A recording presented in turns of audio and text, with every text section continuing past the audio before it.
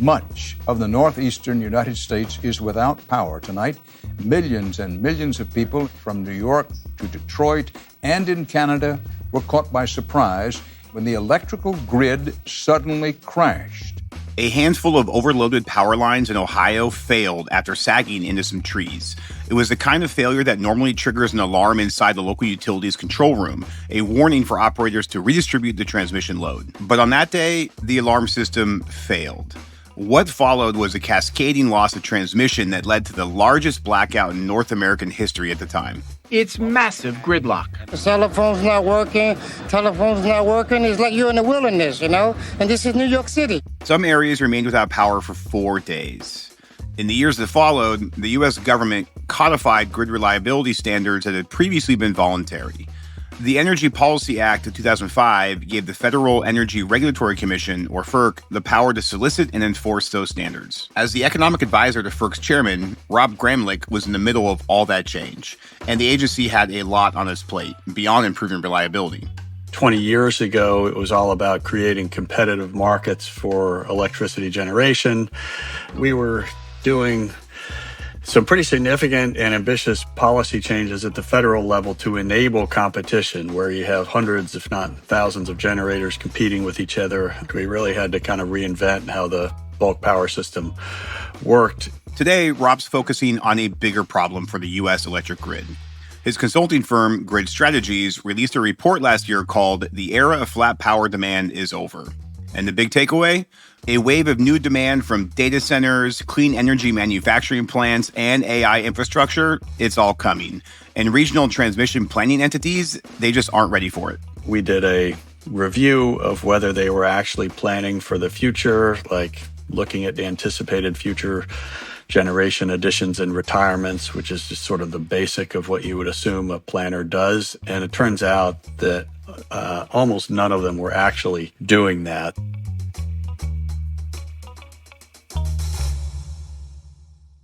This lack of planning has a lot of people worried, but the Department of Energy and FERC are making moves to better support the grid. This spring, the agency is set to finalize a big transmission planning rule that could force transmission owners to up their planning game.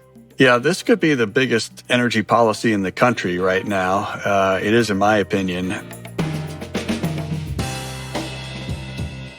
This is With Great Power, a show about the people building the future grid today. I'm Brad Langley. Some people say utilities are slow to change, they don't innovate fast enough. And while it might not always seem like the most cutting-edge industry, there are lots of really smart people working really hard to make the grid cleaner, more reliable, and customer-centric. This week, I'm speaking with Rob Gramlich, founder and president of the consulting firm Grid Strategies. Rob is an energy policy veteran who's had a front-row seat to more than 20 years of growth and change in the bulk power system. Early on, he worked as a transmission planner, and then economic advisor to FERC chairman Pat Wood. From there, he moved to renewables, overseeing transmission and power market policy for the American Wind Energy Association. Today, he's studying a new set of forces that are putting pressure on the grid. So I started out by asking Rob how Grid Strategies conducted its recent load forecast study. Well, we were hearing about this a lot from large energy buyers who are, very active in constructing data centers for their computing needs. And then in the middle of 2023, hearing about AI driving those numbers up, the need for calculations in data centers. If you think about it for a minute, you can see why just computers are churning constantly to learn. The machines are learning by cranking.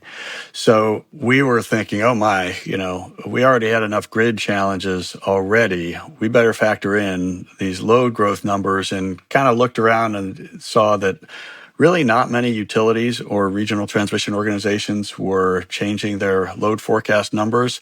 So we felt like somebody needed to say this. So we went to John Wilson's credit. John is on my team as a vice president, and he's aware of a lot of data sets and load information. He thought there's a particular FERC form that would be useful. We checked there. There was a noticeable uptick in load growth, and then in combination with 100 other anecdotal factors that we've been finding and that we did some research about, it looked like we had enough evidence to basically support the title of that paper, which is that the era of flat power demand is over. Why do you think there's been such a strong reaction to the report? Well, I mean, it is pretty big news just in the history of the electric industry, right? We used to have 4, 5, 6% annual growth in the 70s, and then it was a little more tamer in the 80s and 90s. But like now, from like for the last 20 years, we were in this one mode of basically flat, less than 1% per year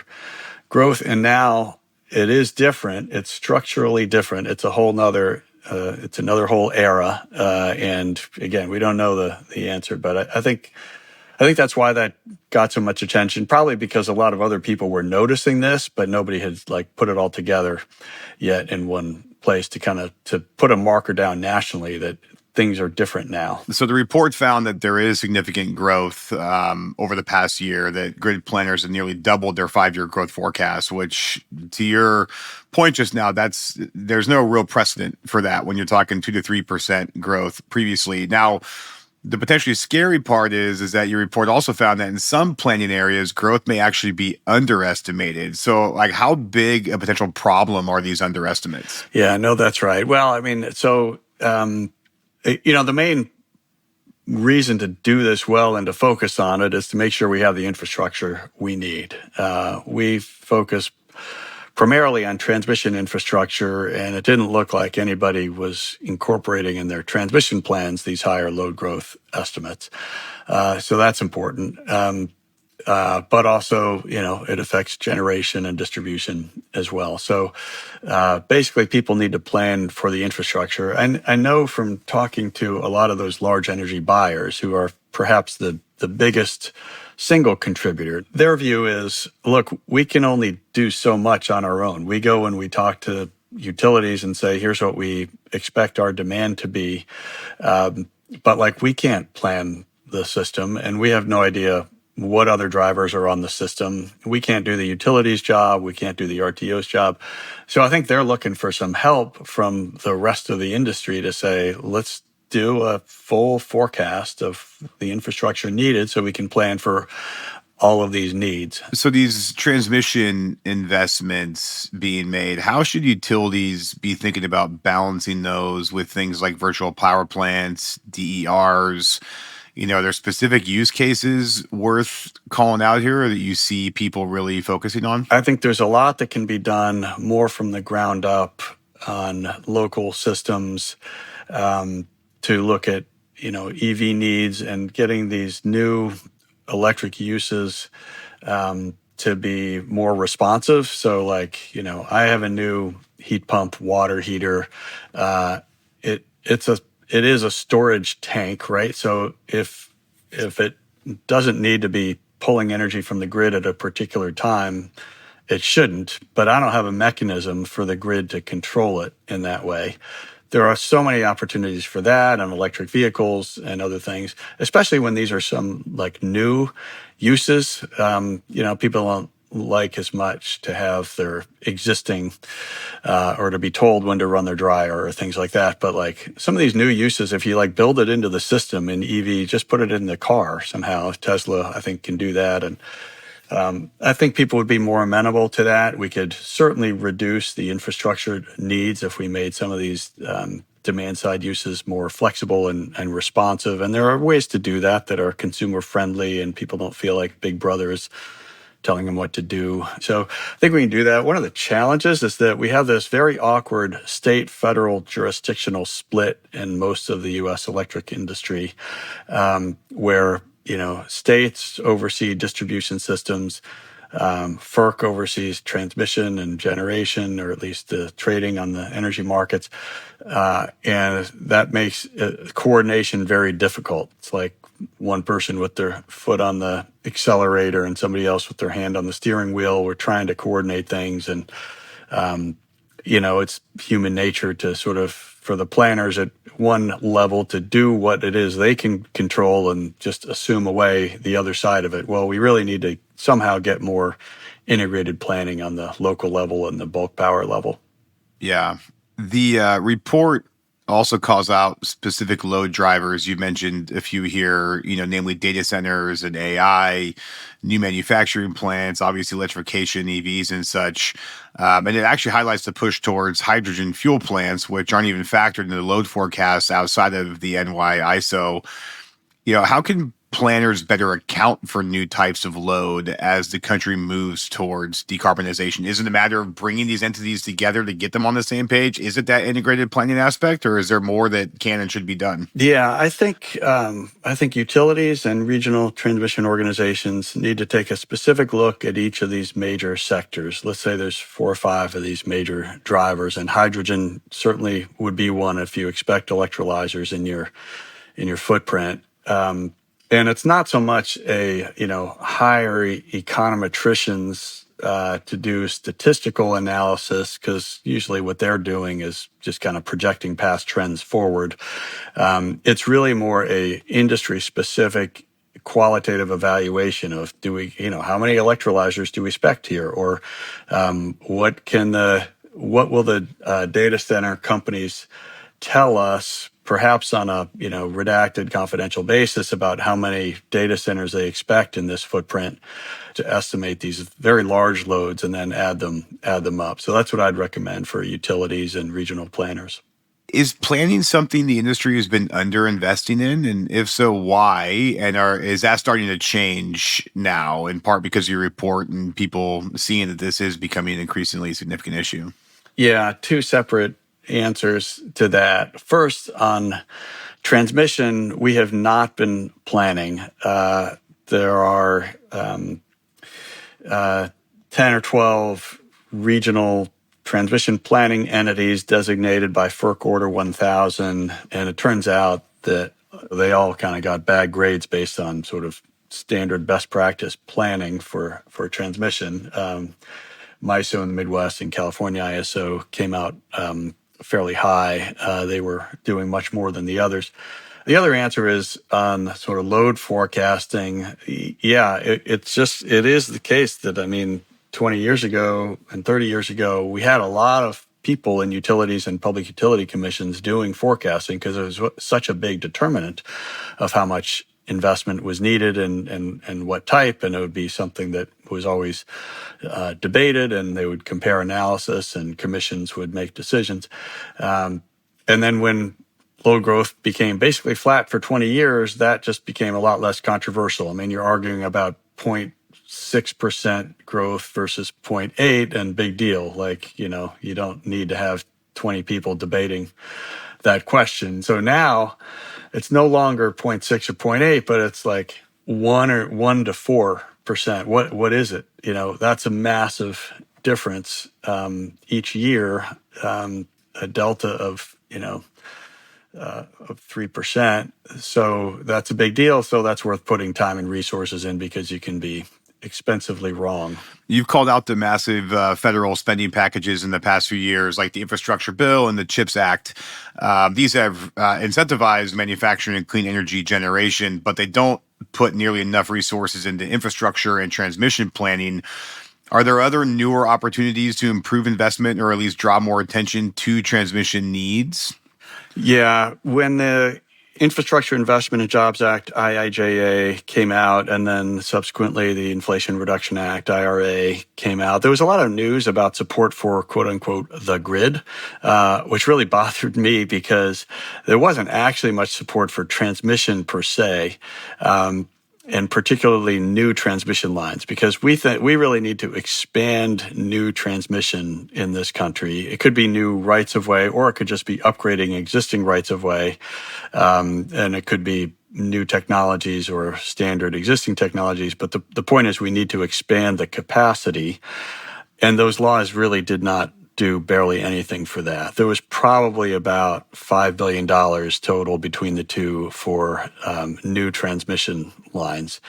And in a $370 billion bill, it's a drop in the bucket, and relative to an industry that already spends $25 billion a year on transmission, basically for replacing old lines. That's not really for new capacity. That's just kind of keeping up with current capacity.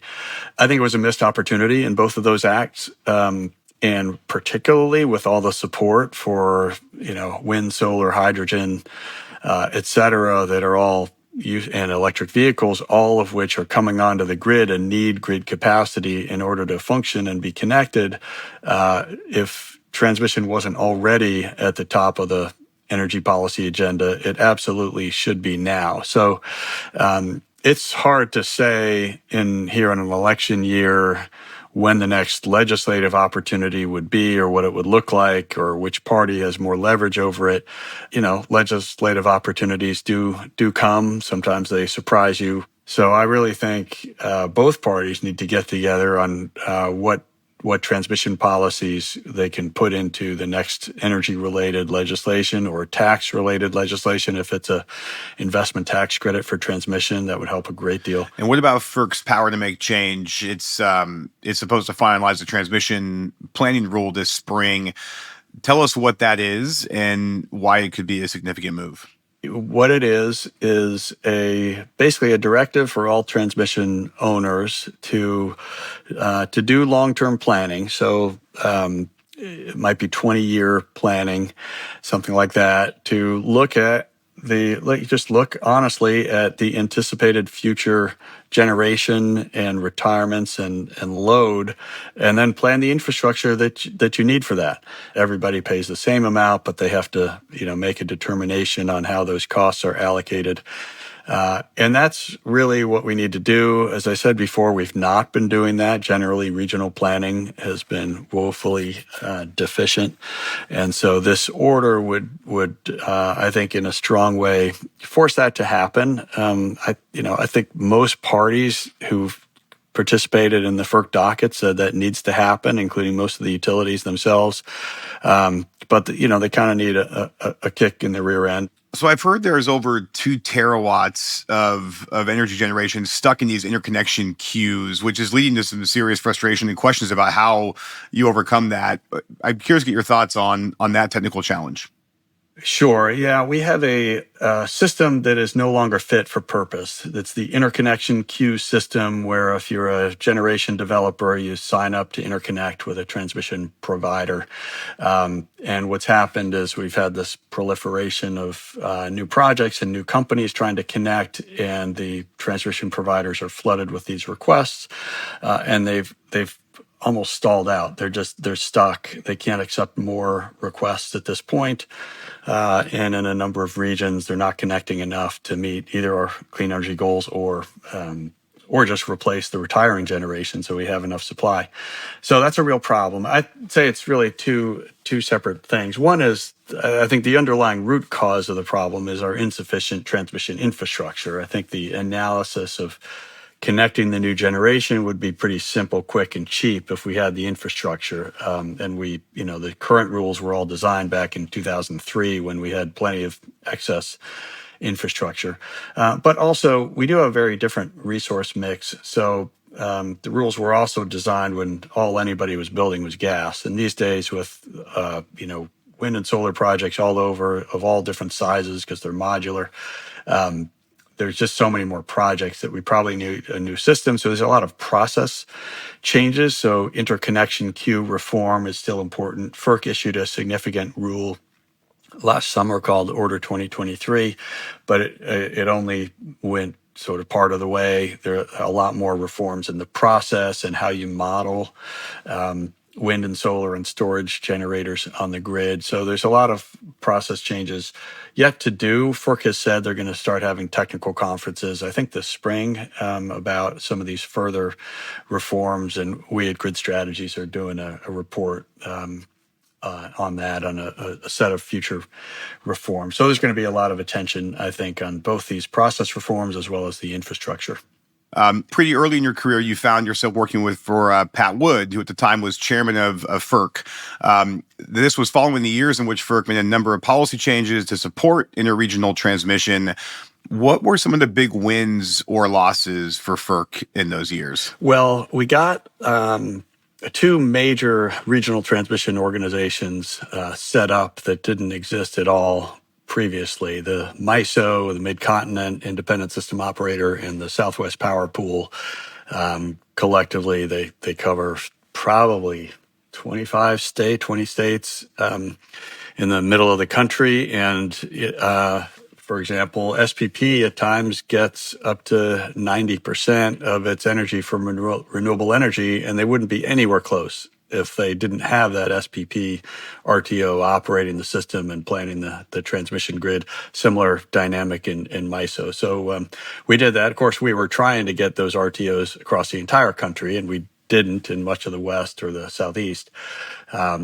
But there's work yet to be done. Now, unfortunately, decarbonization has become an incredibly political issue. You mentioned your early work kind of opened your eyes to the politics of energy policy. What has to happen to make policy related to the grid more bipartisan? Yeah, well, that's very true. And it was interesting back in those days. It was really the Bush administration and Chairman Wood who were leading a lot of the federal transmission initiatives to get, bolster the grid and things like that. And as you may recall, we had the 2003 Northeast blackout and then a major push to get more transmission built and respond in other ways. And that led to the 2005 Energy Policy Act, a number of Republican members and then Republican, Bush administration DOE officials were very active in that. So it's interesting these days when it's really largely the Democrats pushing for transmission initiatives, many of the same reforms that Republicans were pushing 20 years ago. So I'm one of the few people who actually, was involved in both. And so, I can say, as I did not long ago, I was a Republican witness in a House Energy and Commerce hearing, and then the control of the House flipped and Democrats controlled, and they invited me back to be a Democratic witness. Same topic, same committee, and I was able to say the same thing and remind them that these initiatives really are bipartisan and were pushed by the other party previously. So we should kind of get over the silly partisanship and get to work on something that's important for the country for many reasons. And what was the reaction to that? Was there kind of an aha moment amongst those who were presented to? It was kind of a funny moment. The Republicans, you know how the hearings work these days. The members generally do not ask questions of the opposing party's witness because, sort of like you never want to ask the witness a question you don't know the answer to. You don't know what they're going to say. You really don't even have a real discussion. So when I said that, looking in the eye of the Republicans sitting right in front of me, they all kind of chuckled and they knew it, and their staffs, they all kind of got the joke, like, this is silly, isn't it? Aren't we doing a stupid thing here? But yet they didn't ask me a single question, even though a year prior I had been the Republican witness. So anyway, it's just Washington is silly that way.